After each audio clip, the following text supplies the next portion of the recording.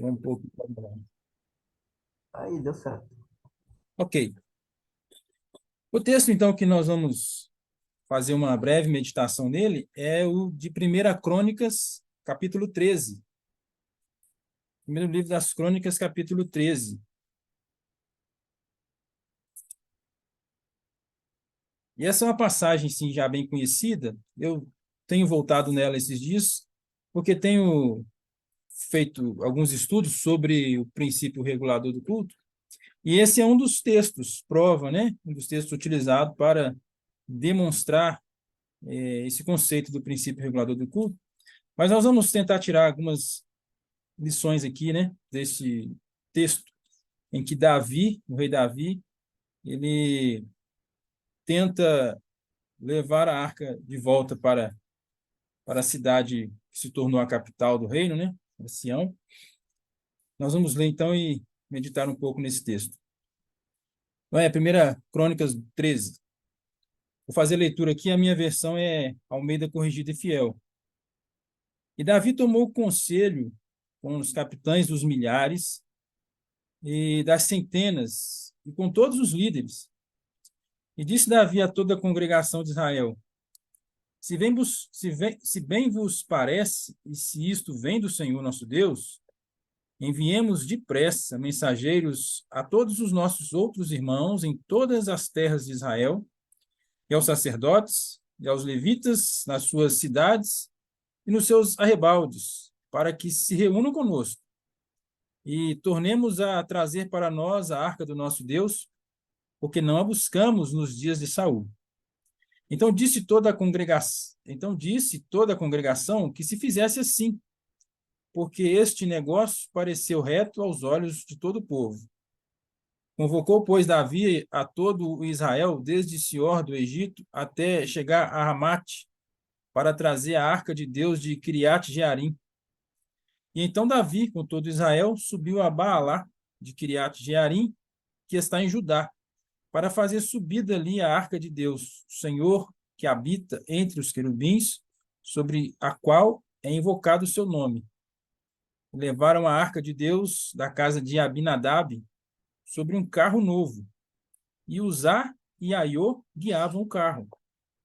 E Davi e todo Israel alegraram-se perante Deus com todas as suas forças, com cânticos, e com harpas, e com saltérios, e com tamborins, e com símbolos, e com trombetas.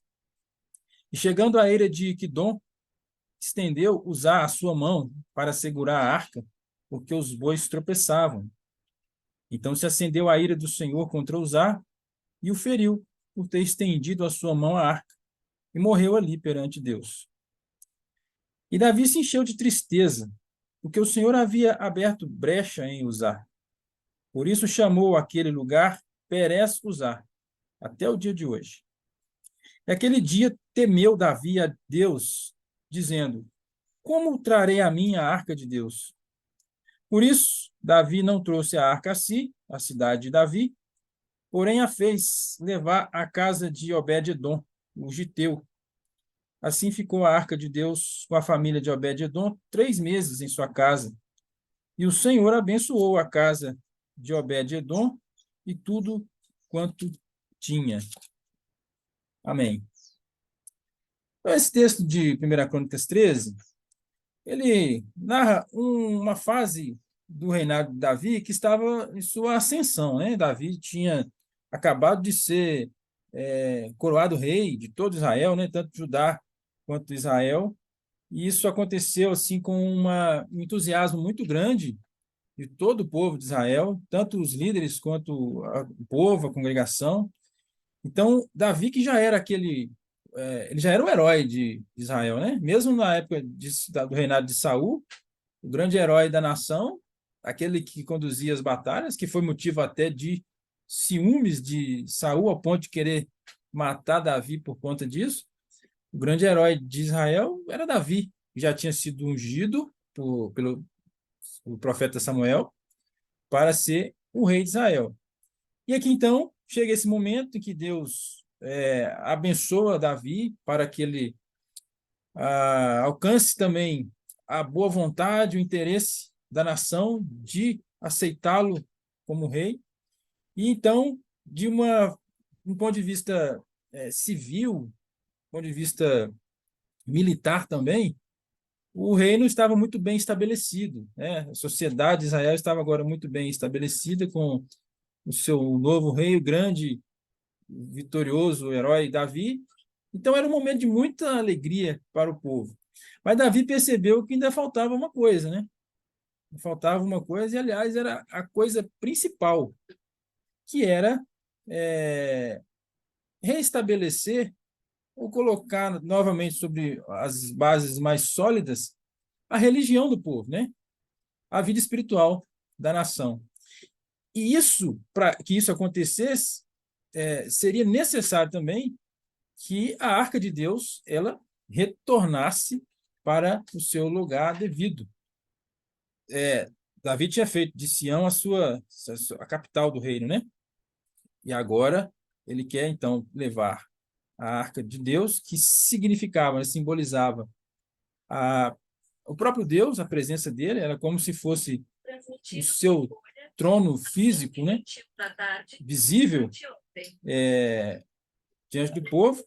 Então, Davi queria que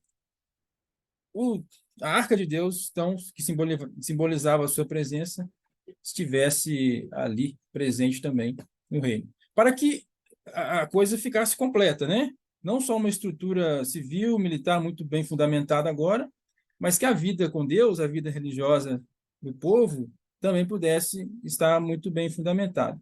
Então, nesse capítulo, mostra esse projeto de Davi, esse intento dele, que foi muito bem recepcionado pelos seus líderes, mas uma tragédia aconteceu no meio do caminho que frustrou todo o plano de Davi e do povo de Israel e que transformou uma alegria muito grande, em princípio, de fazer algo tão positivo, numa profunda tristeza, ao ponto de Davi ficar mesmo sem saber o que fazer diante da situação inusitada que aconteceu.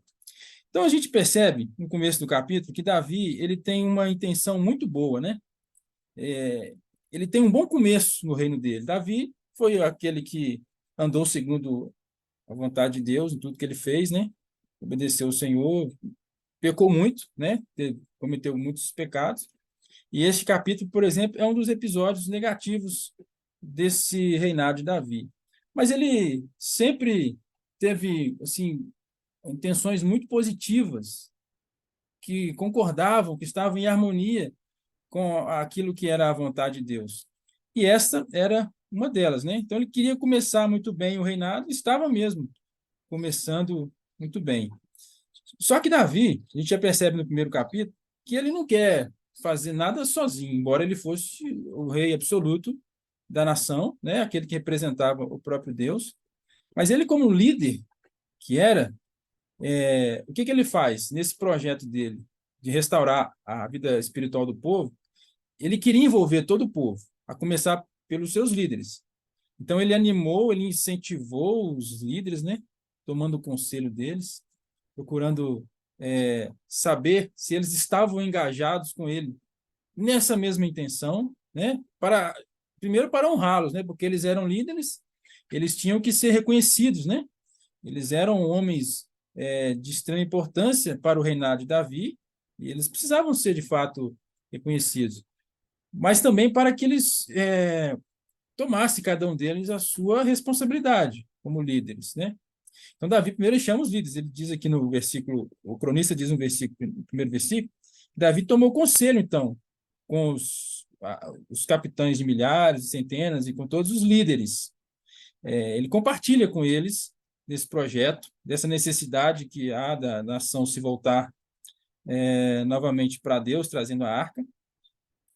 Então ele fala toda essa congregação, né, pelo menos a representação de todo o povo de Israel, né, que estava ali, que se aquilo parecesse bem a eles, né, se eles também tivessem compreendendo, como Davi está compreendendo, a necessidade que tinha dessa restauração da vida espiritual, que eles também se juntassem a Davi para dar continuidade a esse projeto. Mas não era só a boa vontade, a opinião, o interesse humano que Davi queria saber, né? Ele queria ter. Ele logo em seguida fala assim: se isto vem do Senhor nosso Deus, eu quero saber se vocês estão comigo nesse projeto, mas o mais importante para nós é que isso seja vontade de Deus, porque se não for vontade de Deus, não adianta nada.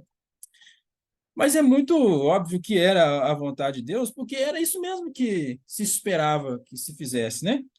Que se restaurasse a arca ao seu lugar. Então, o que Davi faz? Olha, vamos chamar os nossos irmãos, né? E aqui ele se coloca numa condição bem humilde, apesar dele ser o rei da nação, mas ele chama todos de irmãos aqui, né? Ele é como um verdadeiro líder aqui, né? Aquele que sabe liderar, ele tem autoridade. Ele podia ter feito tudo sozinho, só dado as ordens. Olha, vamos fazer assim, assim, assim. E é lógico que os seus homens iam executar, mas ele os incentiva, ele os anima e os mobiliza também para que eles participassem. Mas não só isso, ele se coloca como um deles, né? Como um do povo ali. Eu sou um dos irmãos aqui, né? Vamos chamar os nossos irmãos, manda mensageiros a eles, para que eles também se reúnam conosco. E ele chama não só a liderança militar, né? Ele chama os sacerdotes e os levitas, que é também a liderança religiosa do povo. Então ele reuniu toda essa representação aí do povo de Israel, né? O texto de Samuel fala de um número de 30 mil, mas esses 30 mil era somente os representantes do povo, né? Ele reúne então e começa a executar o projeto, que era trazer a arca de Deus para Jerusalém. E só para a gente fazer aqui um retrocesso aqui, né? Porque às vezes a gente pega o texto no meio do caminho e pergunta assim, mas onde que a arca estava e o que ela estava fazendo lá? Né? Por que a arca de Deus estava nesse lugar? Porque no lugar dela não era dentro do Santíssimo Lugar, lá dentro do tabernáculo. E por que agora a arca está em outro lugar diferente para que fosse necessário Davi mandar trazê-la de volta? Então, só uma rápida trajetória da arca aqui, né? Que foi construída lá na época da construção do tabernáculo com Moisés, com todas as especificações que Deus deu, né? Tinha lá as tábuas da lei, que representavam então o governo de Deus através da sua palavra, da sua lei, da sua vontade. E lá a gente sabe como era a arca, né? Tinha lá as imagens, né, dos querubins lá em cima da arca que representavam ali o lugar onde Deus se manifestava, a presença de Deus. Era ali mesmo que ele se manifestava quando o sumo sacerdote ia até o lugar santíssimo. E era o centro do culto naquela ocasião.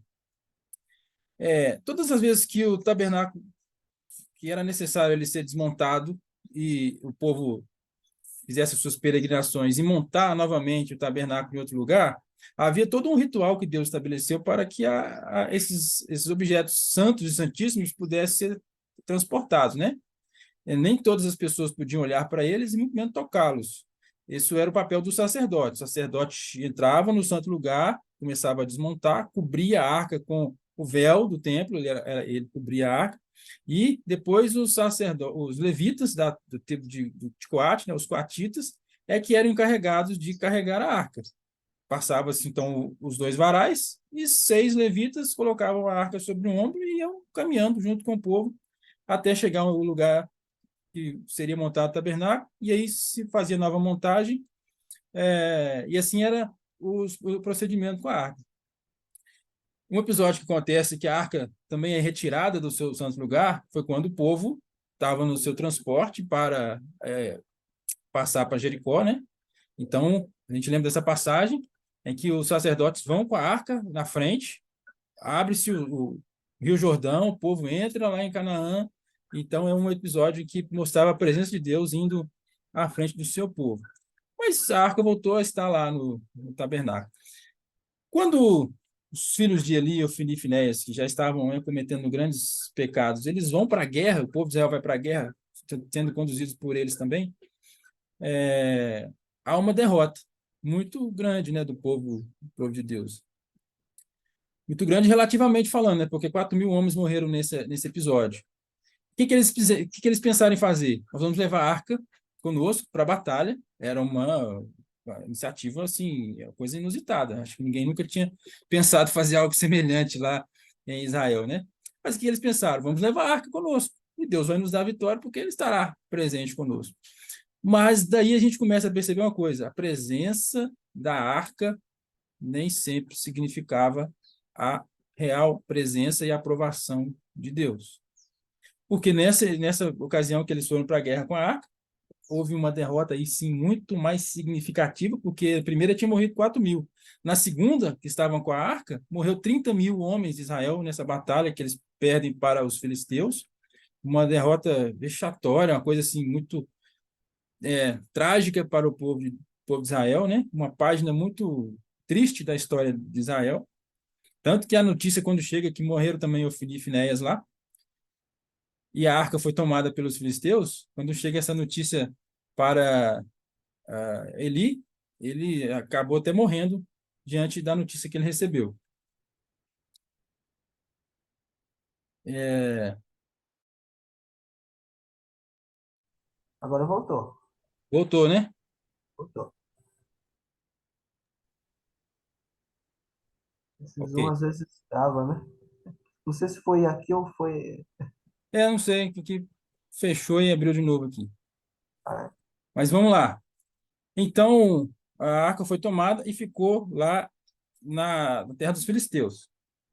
Os filisteus colocaram a arca no templo que eles tinham para um deus deles lá, o deus Dagon. Passou de uma noite para outra, para o dia. Aí, quando foi de dia, a imagem de Dagon. Me ouve bem aí? deu uma congelada, né? Tá dando uma travada aqui. Eu acho que é aqui mesmo. Deixa eu ver se a internet está certinho aqui. Parece que Mas sim. Acho que agora está normal, né? voltou. Então aí Isso, a arca eu brinco, né? De onde veio a mitra do Papa, acho que foi a cabeça de peixe, né? e, e é um episódio assim muito interessante que a arca ficou lá e a estátua no dia, a imagem de Dagon, ela está caída, prostrada diante da arca. Mas não foi só isso que aconteceu, né? Entre os filisteus lá, eles tiveram muitos problemas, né? Tiveram doenças lá, falam que é tumores, hemorroidas que atacou, muita gente, alguns morreram e outras pessoas ficaram assim gravemente enfermas por conta dessas hemorroidas. Então eles não suportavam mais ficar com essa arca entre eles, porque para onde ela ia, ela passava, trazia enfermidades e mortes. O que eles fizeram então? Vamos mandar de volta a arca para o povo de Israel. Mas a gente não quer nem saber dela mais, nem mais levá-la, não, deixa que ela vai. O que eles fizeram foi o seguinte: eles produziram um carro de boi, colocaram ali duas vacas para conduzir, colocaram a arca em cima, fizeram umas imagens ali dos tumores deles e disseram assim: olha, vamos mandar a arca de volta e que esse Deus de povo de Israel a receba lá e que cesse então a ira dele sobre nós. E fizeram assim meio que por acaso, porque eles disseram assim: olha, vamos empurrar a arca com as vacas e se ela for na direção do povo de Israel, é porque isso realmente veio de Deus e aí ele vai aplacar a ira. E se for para o outro lado, aí nós temos que entender que isso aqui está acontecendo por acaso. E eles fazem isso, as vacas então são conduzidas exatamente para o território de Israel. Então os filisteus entendem que ficaram livres do problema e os moradores lá de Bet-Semes, já povo de judeu, eles recebem essa arca. Lá esses homens tiveram um pouco temor de Deus e acabaram olhando para dentro da arca, coisa que eles deviam tentar fazer, e morreram lá bastante gente também, né? Muita gente morreu lá em Bet-Semes também, os Bet-Semitas. Então a arca acabou ficando na casa de Abinadab, lá em Kiriat Jearim, porque ninguém sabia mais o que fazer com a arca, porque onde ela passava, ao invés de trazer bênção, vida, salvação, que era próprio da presença de Deus, estava trazendo destruição e ninguém sabia mais o que fazer com a arca. Ficou lá na casa de Abinadab durante todo esse tempo. Então, desde o dia que ela foi tomada até esse momento que Davi quer restaurar e trazê-la de volta, passaram-se 80 anos. No primeiro reinado do primeiro rei de Israel, que foi Saul, ele nada fez, né? Porque o próprio Davi fala assim no versículo 3: tornemos a trazer para nós a arca do nosso Deus, verso 3, porque não a buscamos nos dias de Saul. Mas Davi aqui ele não faz nenhum comentário depreciativo de Saul, muito menos dos sacerdotes levitas, porque deveriam ser os primeiros a ter essa vontade de trazer a arca de volta. Ele apenas se coloca como igual a todos, né? Ele assume também a culpa. Todos nós somos culpados. Não é hora aqui de falar quem que tem mais culpa do que ninguém. Nós não buscamos. A verdade é que nenhum de nós aqui fez nada até agora. E agora precisamos fazer. Então o povo se engajou nisso e foi, e Davi convocou lá os homens e eles começaram a trazer a arca para é, de volta para Jerusalém. Só que assim, o objetivo era muito bom, muito certo, era da vontade de Deus, então é, o fim que ele buscava era excelente, era nobre, era muito positivo. E o que a gente já começa a aprender com esse texto aqui? Está falando que já está ficando sem tempo aqui, ó. Já está dando, parece dando um sinal aqui de que pode interromper. Mas vamos lá, se interromper, a gente gera outro aqui. Tem 10 minutos aí. Então, o que que acontece?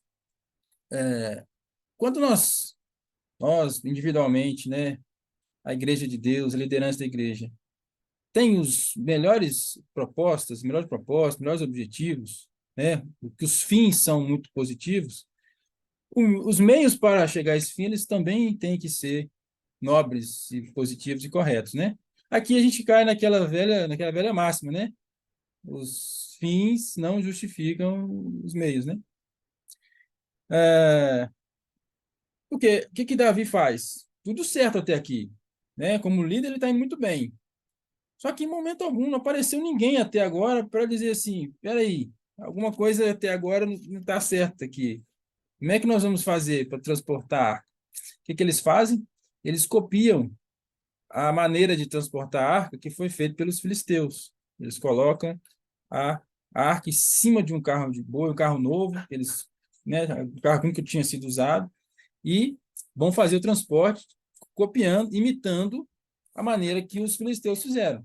Só que os filisteus fizeram de uma maneira assim, desesperadora. Aquilo era uma maneira desesperada desde ficar livre logo da arca e não ter problemas mais. Mas aqui não, aqui é um momento de alegria, de tranquilidade, de harmonia entre o povo, e eles estão copiando essa maneira dos filisteus, né? Mas aí o que que acontece? Deus mostra que não é assim. As coisas não podem ser assim, segundo esse relativismo que a gente está presenciando nos nossos dias, né? Esse pragmatismo que acha porque, se funcionar é porque está certo, vamos tentar algo diferente aqui, porque afinal de contas, poxa, carregar uma arca, né, um dos ombros, que coisa mais ultrapassada, antiga, né? Os nossos vizinhos aqui, né? Até os nossos inimigos já fazem coisas muito mais avançadas, eles têm tecnologia, por que nós também não podemos usar as tecnologias, né? Aquilo que a modernidade já construiu, já preparou. Então, assim, é necessário ter muito cuidado com isso, né? De não confundir o avanço da modernidade, aquilo que o homem conquistou, daquilo que o homem produziu, que é positivo, com aquilo que deve ser feito conforme a vontade do Senhor. Porque aquilo que deve ser feito conforme a vontade do Senhor nunca é antigo, é sempre atual, é sempre moderno, né? Se a vontade do Senhor é que se faça de tal forma, essa forma é contemporânea, porque Deus é atual, né? Então, é... mas hoje assim, né? As igrejas estão indo por este caminho, né? De querer inovar, fazer coisas inusitadas. Às vezes tem até um bom projeto, uma boa proposta, mas estão fazendo tudo errado. E aqui Deus está mostrando, não tem jeito, não adianta.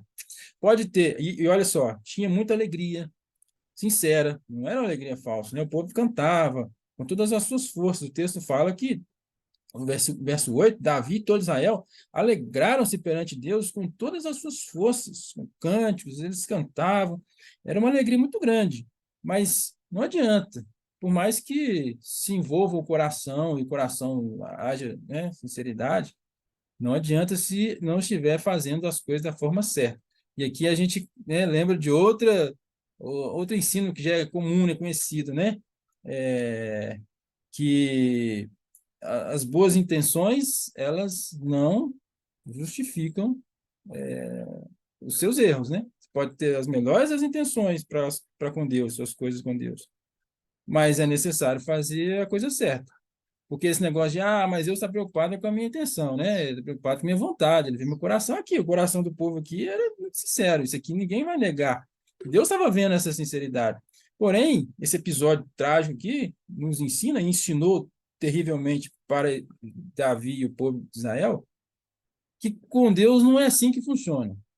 Com Deus não adianta você ter só boa intenção, é preciso ter a maneira correta de fazer. E aí vale para todas as coisas, né? Mas principalmente para essas atitudes, atividades de adoração a Deus, que envolve a nossa religião, que envolve a igreja, que envolve o culto, que envolve o serviço a Deus, que era muito bem estabelecido e especificado.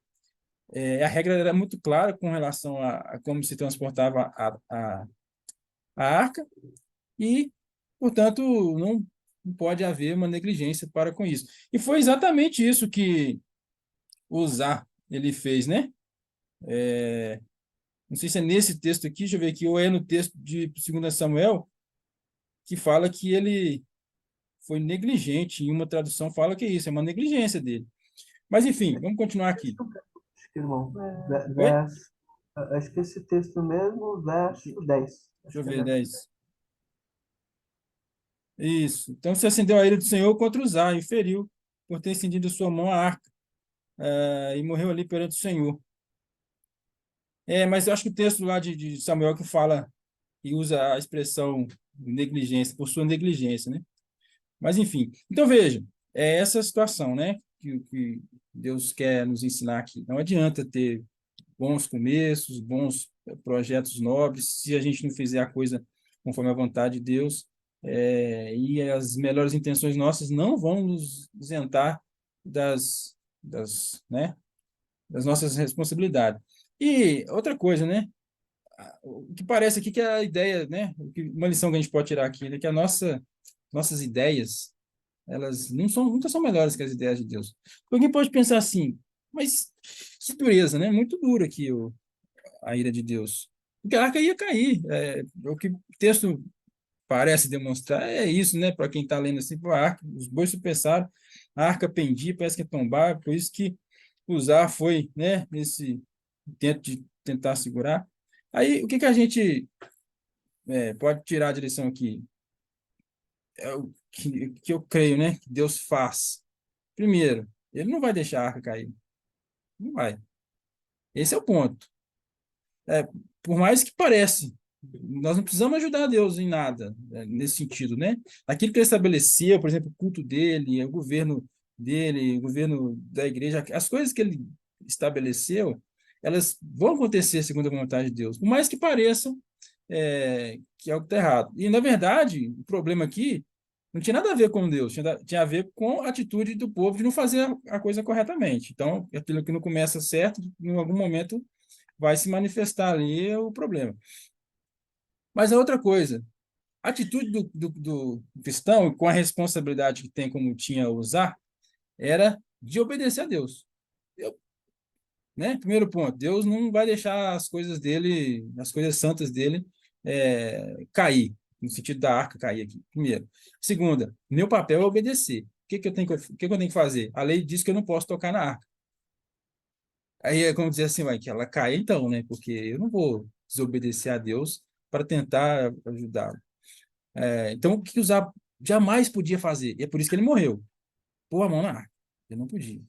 Porque Deus falou claramente lá em Números, não vou abrir aqui agora para a gente poder ganhar tempo, mas ele falou que quando os levitas, que era só eles que podiam transportar a arca, qualquer um que tocasse na arca, ou que mesmo olhasse para ela nesse momento, por isso que os de Bet-Semes acabaram morrendo, tentaram olhar para dentro da arca, morreria. A pena já estava estabelecida, morreria.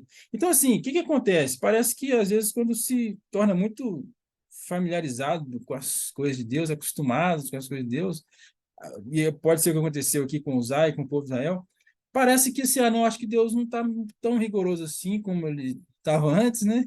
E parece que agora a coisa está funcionando de outra forma, aí você fica mais à vontade para fazer as coisas e acaba achando que você está na condição de fazer diferente daquilo que está, ah, está determinado por Deus. Então acontece, né, essa tragédia aqui que transforma, que muda totalmente o rumo das coisas ali. Porque veja, tinha todo Israel envolvido aqui. Era muita gente, toda a liderança, os sacerdotes, os levitas. Não é possível que não teve um que falou, não, espera um pouco, nós vamos fazer assim mesmo? Talvez até, né, não tem nada narrado isso aqui, né? Mas o fato é que parece que ninguém trouxe nenhuma objeção. Alguém teve a ideia, vamos então fazer um carro novo, né, para transportar. E o que parece que não teve objeção, não teve ninguém que se impusesse contra isso aqui, e parece que era o consentimento do povo. E uma outra coisa que nos ensina isso aqui também, né? Porque a adesão da maioria, né? A concordância da maioria, da multidão de pessoas, não significa necessariamente que tudo que se fará daí para diante está certo, né? Assim como o Davi acertou muitas coisas, também, né, ele e tantos outros aqui erraram em não observar isso aqui. E outra coisa, a, tanta gente assim preocupada em trazer a arca de Deus, que significa a sua presença, né? Também não é garantido que isso vai acontecer, porque para que aconteça é necessário que a forma até se chegar lá seja a forma correta, né? Porque hoje a gente, né, vê também, principalmente nas igrejas hoje, né, que se quer falar muito da presença de Deus, da glória de Deus, né, que quero ver a glória de Deus. Então, as pessoas começaram a se equivocar com relação a isso e tentam fazer algumas estratégias, né, algumas atitudes, né, atos de culto, como se fosse possível forçar, né, ou, de alguma forma, trazer Deus até nós, como eles queriam fazer aqui. Mas isso não vai acontecer se não se fizer de acordo com a vontade de Deus. Porque Davi queria a presença de Deus lá em Sião, mas ele não teve esse dia. Não conseguiram. Por mais que fosse a vontade dele, por mais que ele se empenhasse, né? Por mais que tudo estivesse corroborando positivamente para isso, né? Que era a vontade de Deus mesmo, não tinha dúvida que a vontade de Deus é que a arca fosse para Jerusalém, tanto que depois ela vai, e aí se estabelece ali o governo espiritual de Deus novamente. Mas fica essa lição aqui de que não adianta. A presença de Deus não vem, as coisas santas de Deus, elas precisam ser observadas, né? De acordo com a vontade de Deus. Então, aquela alegria se transforma em tristeza, né? Porque o texto vai nos ensinar que justamente a importância da obediência para que nós possamos ser bem-sucedidos no nosso intento pessoal, nosso projeto pessoal, na nossa vida, na nossa casa, na igreja. É preciso observar a obediência, porque há muitos exemplos na Bíblia. O povo, eles tiveram muitos exemplos, muito recentes aqui, da época deles, né? Olha o que tinha acontecido durante esses 80 anos, né? Que a arca ficou longe do lugar dela. Ela foi lá para os filisteus, tragédia, porque eles zombavam, né? Era um vilipêndio ali daquilo que era o símbolo apenas de Deus. Então, tragédia. Muita morte, muita enfermidade. Foi lá para Bet-Semes, também muita morte.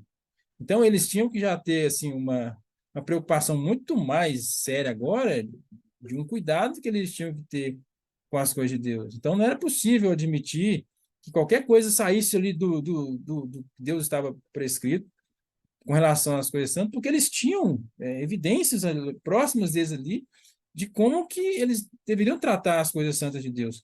E ali aqueles outros casos anteriores, né? De quando se faz algo diferente daquilo que Deus ordenou, que é o caso de Nadab e Abiú, que ofereceram lá o próprio fogo deles, e Deus os consumiu, porque eles ofereceram algo que não estava ordenado. Né? O próprio Moisés, que quando Deus dá uma determinação muito clara para ele falar a rocha, e ele já incomodado ali com tanta provação que era vinda por causa do povo, ele já ali, vamos dizer assim, nervoso com toda aquela situação, ele fere a rocha.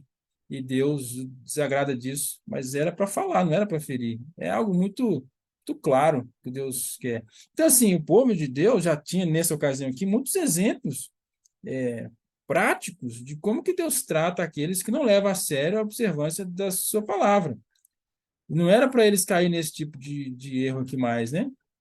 Então, se eles queriam a presença de Deus, a glória de Deus presente no povo, eles tinham que tratar as coisas santas de Deus da maneira como Deus queria ser tratado. Então, veja, era muita alegria que agora se transforma em tristeza. Davi não sabe agora o que fazer. Ele queria tanto a presença de Deus. Ele até poderia ter seguido em frente, não, então espera, né? Entendemos aqui que Deus se irou porque por que que o Uzá morreu? Porque ele colocou a mão na arca. Por que que ele colocou a mão na arca? Porque a arca estava quase caindo. Por que a arca estava quase caindo? Porque ele estava em cima do carro de boi. E por que que a arca estava em cima do carro de boi? Era a pergunta que tinha que se fazer. Eles devem ter feito assim, né? É, é, é, esse questionamento. Não era assim para ser feito. Então, podia até ter continuado o trajeto da arca. Já morreu, tomasse-lhe as providências com relação à morte dele e continuava o projeto de levar a arca para Jerusalém agora da maneira correta. Tanto que eles fazem isso depois. Mas Davi ficou tão atordoado, tão desnorteado aqui com a ira de Deus que se manifestou ali, né, matando Uzá, que ele já não sabia mais o que fazer. Ele fala exatamente isso. Ele temeu a Deus e disse, verso 12: Como trarei a mim a arca de Deus?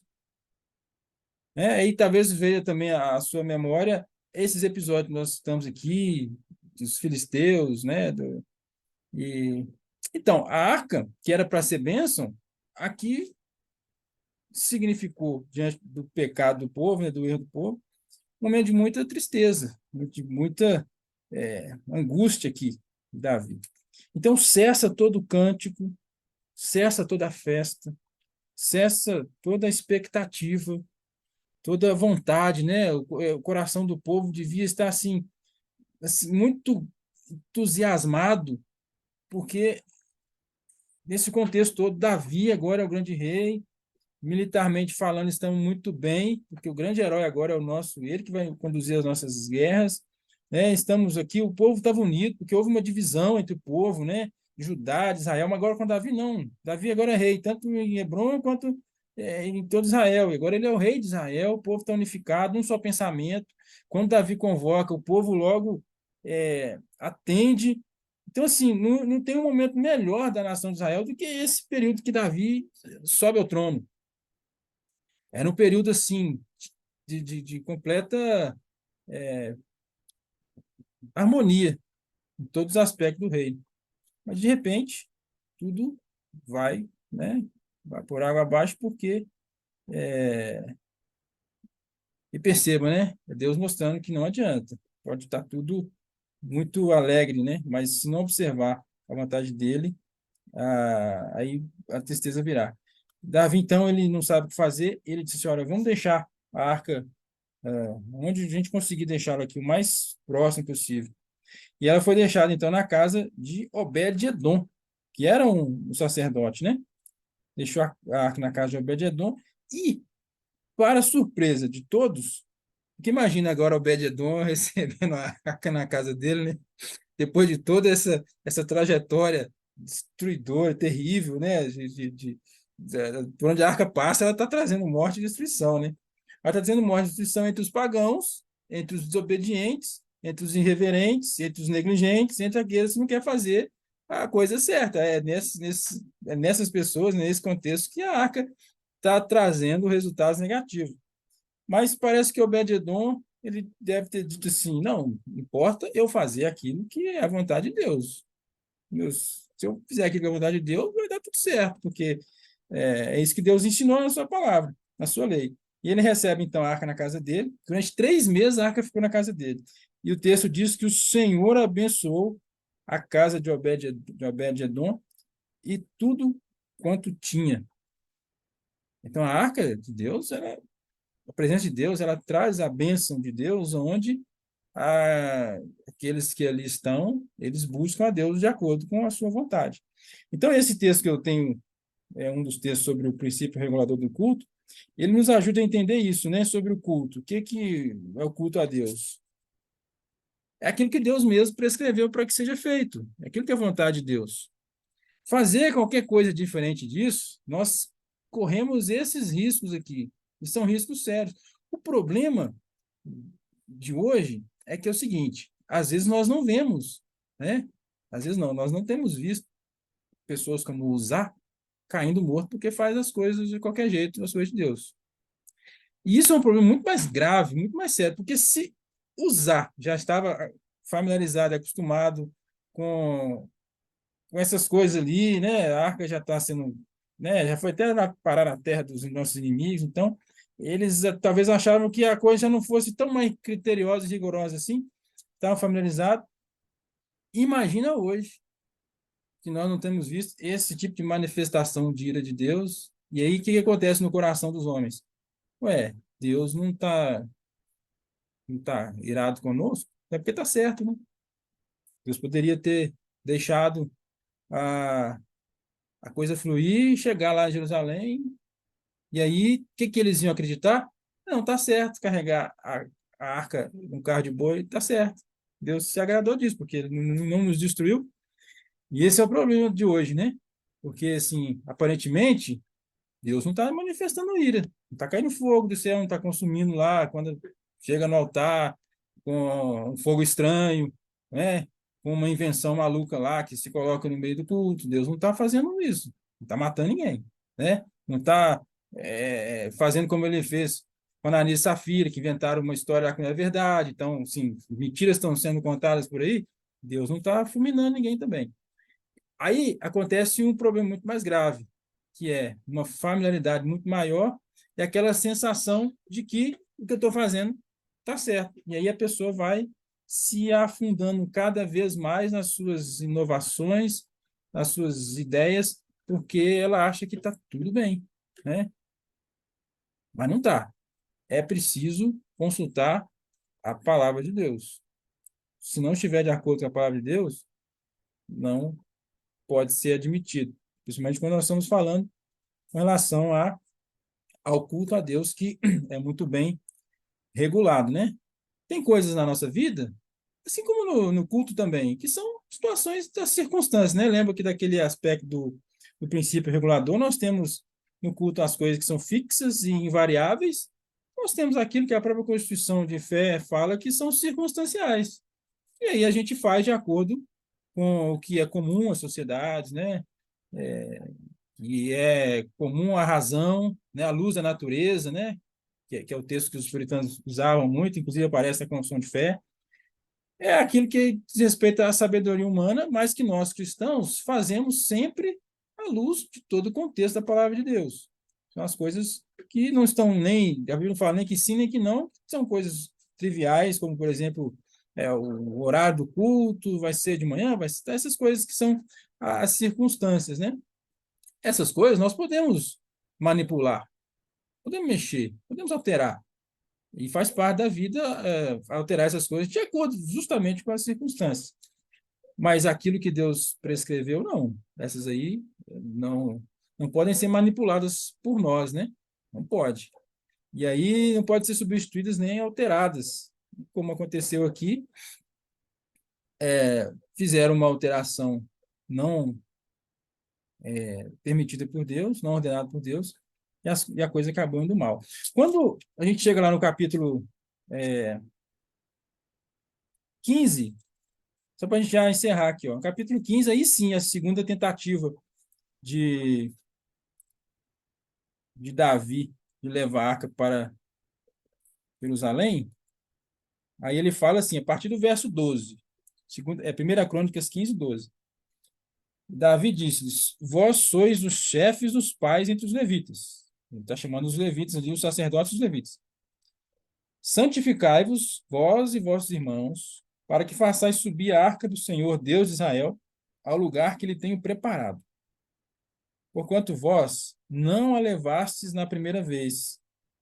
O Senhor, nosso Deus, fez uma rotura, uma ferida, né, uma brecha em nós, porque não o buscamos segundo a ordenança. Olha como é claro aqui o princípio regulador.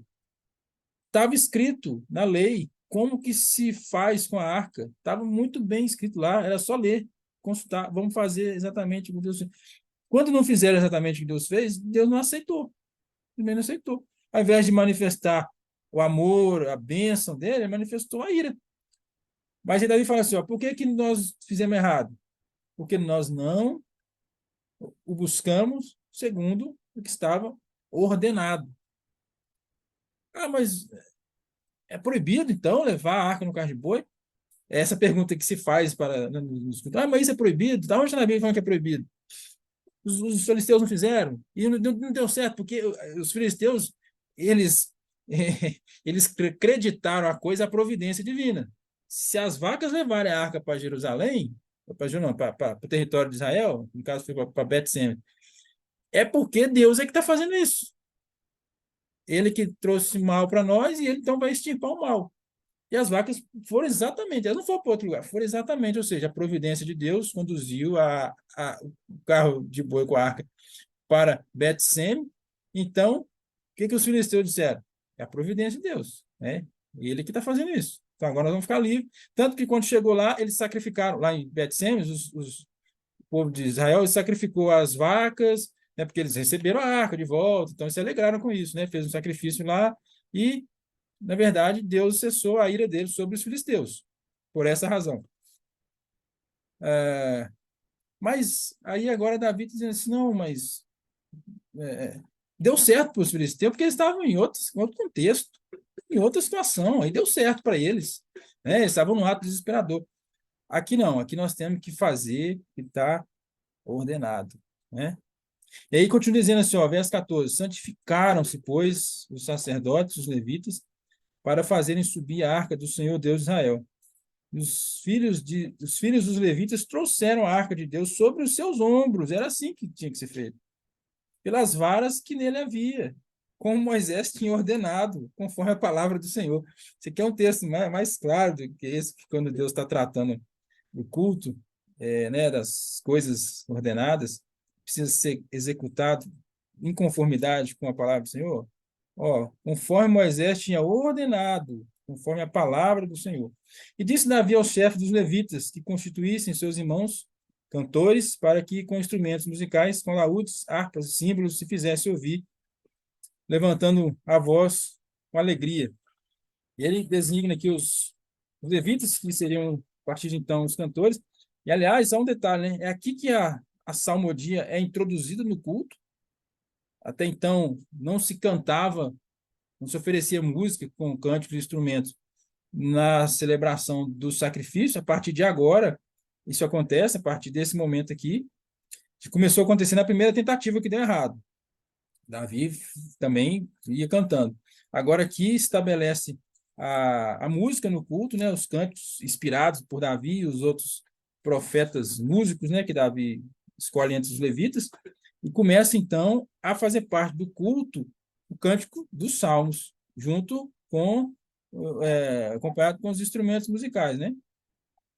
Tanto é que no capítulo, deixa eu ver se é 16.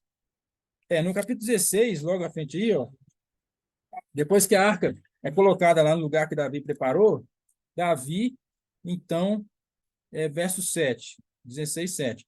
Então, naquele mesmo dia, Davi, em primeiro lugar, deu o seguinte salmo para que, pelo ministério de Asaf e seus irmãos, louvassem o Senhor. E aí, o texto continua, acho que até o versículo 23, com um salmo de adoração. Só que no texto aqui, ó, no verso 7, quando fala assim, em primeiro lugar, a ideia aqui é de que é pela primeira vez.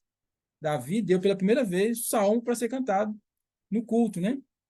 E esse texto parece que é uma compilação de pelo menos 3 salmos que o cronistas colocou aqui, mas mostra que a partir dessa ocasião que a arca foi posta então no lugar dela, começou-se então a cantar os salmos no culto.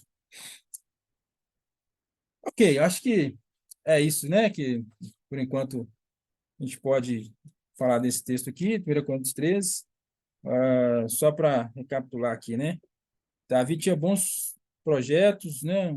Começou muito bem, mas os fins nobres precisam ter meios também nobres e corretos para que nós possamos chegar lá. Só boa vontade, né? Sinceridade de coração, essas coisas não significam que vai dar certo. O que dá certo é fazer conforme o que está prescrito por Deus. Se Deus mandou alguma coisa, vai ser feito alguma coisa de alguma forma, precisa ser feito assim. Porque senão, o que acontece é isso aqui, ó, o desagrado de Deus, né? A gente fala, mas o culto assim, assim, dessa forma que está sendo feito aqui, não está certo. As pessoas logo recepcionam isso como se a gente estivesse ofendendo, que talvez julgando a sinceridade do coração delas, a boa vontade delas, né? E falando mal daquilo que é uma igreja e tal. É lógico que às vezes as pessoas fazem as críticas indevidas, né? Estou falando da crítica que é certa, segundo a vontade do Senhor. Mas não é isso. Por mais que pareça que está tudo bem, porque às vezes a pessoa está lá louvando todo dia lá na igreja e parece que está tudo bem. Mas não está. E se não está feito segundo a vontade de Deus, então há um sério risco do juízo de Deus vir sobre essa pessoa ou esse grupo. E ainda que não venha agora, porque talvez, não sei dizer por que Deus talvez não está manifestando a ira dele agora, como fazia no passado, mas fará, em algum momento fará. Porque Hebreus capítulo 12 mostra o seguinte: Deus é fogo consumidor, tanto no Antigo Testamento quanto no Novo Testamento. Portanto, diz assim: é, servir a Deus de modo agradável e com santo temor, porque Deus é fogo consumidor. Não era naquela época, ele é ainda. Está no Novo Testamento esse ensino de que Deus continua sendo fogo consumidor. Tratando de maneira diferenciada, sim, mas a nossa conduta tem que ser diante do mesmo Deus. E, aliás, muito mais grave, né? Porque nós temos muito mais acesso hoje à presença de Deus, porque hoje não tem mais véu, não tem mais a arca, né? Deus se fez presente em Cristo, e Cristo é Emmanuel, é o Deus conosco, né? Nós vamos agora para um culto, não tem uma arca ali, mas nós sabemos, cremos que vamos então diante da presença de Deus e, né, com a ousadia que Hebreus capítulo 10 fala, entrando pelo novo e vivo caminho que ele nos abriu, que ele nos consagrou, que é a sua morte, então se rasgou o véu, nós temos acesso agora à arca, né? Nesse sentido, nós temos um acesso muito maior, muito mais privilegiado à presença de Deus, portanto, deveria existir em nós um cuidado, um temor, uma santidade muito mais rigorosa do que aqueles que não tiveram tal acesso que nós temos, né? E esses textos aqui nos mostram exatamente isso. Ok? Irmão, eu acho assim que você não sabe que eu fui católico romano, né? Assim, Sim, eu acho que no Novo Testamento acho que é até pior, assim, porque no Antigo Deus avisava, né? Por meio dessa manifestação de uma ira bem manifesta mesmo. Mas é. eu percebi, né, irmão, que assim, no Novo Testamento é pior pelo seguinte, a gente pensa que Deus não está castigando, mas ele está castigando o endurecimento do nosso coração, para você, para engordando, porque o ímpio é aquele que engorda, né? Mas engorda para ir para o inferno, né? E o irmão acredita que quando eu era católico, eu gostava tanto de assistir a missa com o Padre Costa, eu sabendo que o Papa era o anticristo, eu queria crismar ainda. Aí eu falei, rapaz, depois quando meus olhos abriram, que eu falei, realmente, Deus nos castiga endurecendo o nosso coração. É muito pior. É muito Uhum. pior. É, verdade. Assim, e esse é um aspecto no Novo Testamento que as pessoas precisam observar. Porque algumas pessoas ainda sentem assim que estamos numa ocasião diferente, porque faz aquela confusão entre lei e graça, porque acha que lei é lá no Antigo Testamento, graça aqui para nós, então não tem mais aquele rigor. De fato, nós não encontramos no Novo Testamento regras tão específicas, né? Tão minuciosas sobre o culto, mas por haver uma continuidade entre o Novo e o Antigo Testamento, fora aquilo que realmente foi definitivamente, cessou definitivamente, né, que dizia respeito à cerimônia, às ordenanças externas, né? Nós sabemos que Jesus fala isso lá em João 4 com a mulher samaritana, né? Agora adoramos a Deus em espírito e verdade, porque aquilo ali ele pôs, a hora vem, já chegou, acabou a cerimônia, né? Não é mais em Samaria nem em Jerusalém, né? Deus procura adoradores que o adoram em espírito e verdade. Então é claro que aqueles aspectos da lei cerimonial acabou, nós não vamos para a igreja mais com incenso e tal, né? Tampouco com instrumentos musicais, porque nós acreditamos que eles faziam parte também desse pacote de coisas que era da lei cerimonial. Foi difícil, né, irmão? Para Né? mim, para mim foi difícil, porque eu tocava muita missa, né? É, Abandonar o uso do óleo. imagino. Eu imagino. Não, para nós aqui em casa também foi muito difícil, né? Primeiro, assim, difícil até o momento que a gente compreendeu. Compreendeu. Então é musicista também, né? Toca É, piano. é. Mas, enfim, aí, o que que acontece? Só que no Novo Testamento existe esse ensino de Jesus. E Uhum. assim, se você não quer submeter, Deus não vai te matar, mas ele vai endurecer o seu coração. Ele vai deixar. Deixa, né? Deixa. Não quer? Deixa. Aquele que não quer se dobrar, deixa. Você quer, você quer que você quer? Você quer as riquezas, você quer abandonar tudo e vir a mim? O jovem rico, não sei qual foi de fato o destino dele, mas ele foi embora triste, porque ele estava apegado a muitas coisas, né? Mas Jesus não vai atrás. Não, então vem cá, vamos fazer uma outra proposta aqui. Não é. Então, assim, quando ouviam as parábolas, eles pegavam em parábolas, mas muita gente não entendia. Mas não era para entender mesmo. Eu estava com isso endurecendo o coração deles. Ele se revela àqueles que, de fato, chegam com a intenção de descobrir os segredos de Deus e para que possa viver, e assim ele viver, né? Esse evangelho da graça que muita gente fala no Novo Testamento, ele pode ser cheiro de vida ou cheiro de morte. É isso que a Bíblia fala, né? Para uns ele vai ser cheiro de vida, para outros não. Então, assim, a gente percebe no Novo Testamento que o próprio Jesus ele tolerou muitas coisas, né? Havia um ladrão entre eles, que participou, inclusive, do ministério apostólico. Mas, no momento, esse próprio ladrão, que era Judas, ele se manifestou, né? Então, assim, é muito complicado a gente achar que porque a gente está ali, né, familiarizado com alguma coisa, que nós vamos ser isentos de alguma coisa. Então, assim, é muito difícil para a igreja hoje enxergar, acordar, se ela não quiser ver isso, né? Tipo assim, as pessoas não querem admitir erros, nós não queremos admitir erros em nós mesmos, né? A gente tem uma facilidade de ver o erro dos outros, da igreja dos outros. E quando a gente não quer é, criar um embaraço, a gente também não fala nada. Deixa tudo como está, né? Porque se a gente aponta, né, o erro do outro, tem muito mais aqui. Aí a gente não quer mexer aqui, então a gente fica tranquilo, não fala nada e vamos seguir em frente como se tudo tivesse bom. Mas não está nada bom. As pessoas sabem que não está bom. Muita gente sabe que não está bom, né? Onde elas estão, o que elas estão fazendo, o que elas estão presenciando. Mas tá como o povo de Israel aqui. Parece assim, ninguém até agora falou nada que não pode carregar essa arca em carro de boi. Eu vou ficar calado também.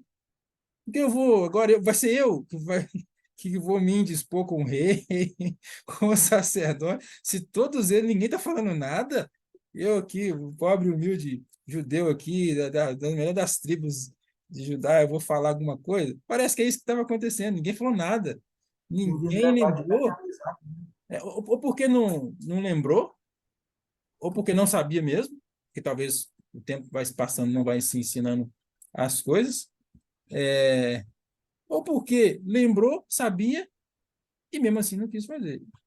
Isso na prática é o quê? Um coração endurecido, que já não quer mais tomar outro caminho, outra atitude, né? Deixa assim, A ver se coisa vai que dar eu tive certo. mais dificuldade, né, irmão, de aceitar na época, né, dessa transição do catolicismo pro protestantismo, é entender que a questão do mal, né? que o mal, de certa forma, faz parte. Eu estava falando isso com minha mãe hoje, né? Que Deus quer o mal para que a gente conheça o que é mal, o mal para aprender a odiar. Você não tem como odiar aquilo que você não conhece, né? Então, por isso que Deus quis que a gente conhecesse o mal. Eu falei, mãe, isso é duro de aceitar, porque a gente fala, mas Deus, para que isso daí? Não precisava ser assim, né? Uhum. Pra mim, eu acho que a coisa mais difícil de aceitar até hoje, assim, daquilo que Deus, que faz parte da vontade de Deus, é não o mal em si, né? Mas que a gente, ele quis que a gente conhecesse o mal para aprender a odiá-lo, né? Isso para mim é duro de aceitar, né? Uhum. Mas não tem como a criatura ter uma inteligência que seu criador não tenha, né? Eu penso assim. Daí a gente se É, conforma. a gente se conforma, né? Verdade. Ô, irmão, muito Mas é isso. bom, viu? Se for gravado, irmão, depois consegue mandar o link do estudar, pessoal? Eu vou ver aqui. Acho que tá gravando ainda assim, tá? Eu vou Obrigado por ter interromper feito aqui. isso só para nós dois aqui. Obrigado. Eu espero que seja boa vontade, viu, irmão? Deu um bom entendimento. Peraí. Deus, tá bem?